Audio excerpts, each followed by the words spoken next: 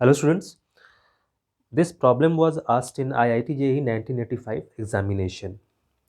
The problem is a rectangular loop carrying a current I is situated near a long straight wire such that the wire is parallel to one of the sides of the loop and is in the plane of the loop. If a steady current capital I is established in the wire as shown in the figure, then the loop will.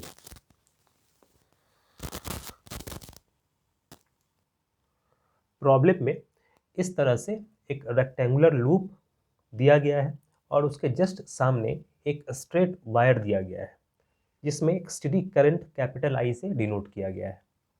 इस rectangular loop में भी एक steady current I develop किया गया है।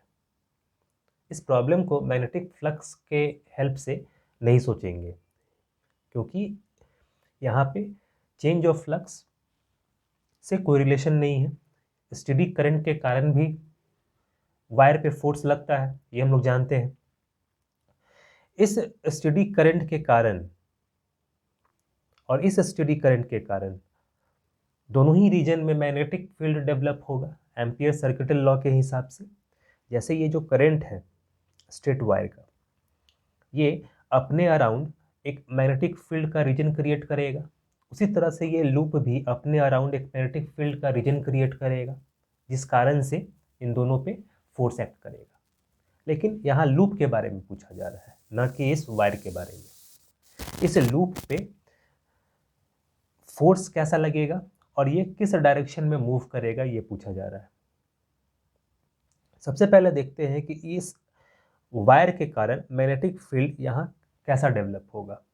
अगर ampere circuital law के हिसाब से देखें तो इस करंट के डायरेक्शन के कारण यहाँ पे मैग्नेटिक फील्ड जो डेवलप होगा वो क्रॉस होगा, यानी इनसाइड द बोर्ड होगा। अगर इस तरह से थंब को करंट के डायरेक्शन में रखते हुए फिंगर को कर्ल करें तो ये जो 4 फिंगर्स है बोर्ड की तरफ जाता हुआ दिखाई पड़ेगा। इसका मतलब है यहाँ पे जो रीजन है मैग्नेटिक फील्ड का वो क्रॉस होगा, साथ ही साथ इसके आसपास का रीजन भी क्या होगा, क्रॉस मैग्नेटिक फील्ड डेवलप होगा। इस क्रॉस मैग्नेटिक फील्ड के कारण जितने भी सेक्शन में इलेक्ट्रिक करंट डेवलप्ड है उस पे सभी पे फोर्स लगेगा। जैसे इस सेक्शन पे करंट का डायरेक्शन कैसा है, इस डायरेक्शन में है, तो फोर्स एनालाइज करने के लिए डिफरेंट रूल्स है, राइट हैंड रूल भी है और फ्लेमिंग्स का जो रूल है वो भी हम लोग लगा सकते हैं। थंब को इस डायरेक्शन में रखते हुए, करंट के डायरेक्शन में रखते हुए और 4 फिंगर्स को मैग्नेटिक फील्ड के डायरेक्शन में रखते हुए हम लोग इस तरह से अप्लाई करेंगे तो ये जो वाइट पार्ट है ये फोर्स बतलाता है। तो फोर्स का डायरेक्शन किधर होना चाहिए, टुवर्ड्स द वायर, इस तरह से ये हो गया फोर्स। ठीक है, इसी तरह से इस सेक्शन पे देखते हैं। इस सेक्शन में अगर करंट का डायरेक्शन अपवर्ड होता, मैग्नेटिक फील्ड का डायरेक्शन भीतर है, तो फोर्स किधर लगता, इस डायरेक्शन में। लेकिन यहाँ पे करंट किधर है, इस डायरेक्शन में, तो फोर्स जस्ट अपोजिट डायरेक्शन में एक्ट करेगा इस तरह से। लेकिन यहाँ पे इस फोर्स का वैल्यू ज़्यादा होगा एज कंपेयर टू इस फोर्स के वैल्यू से।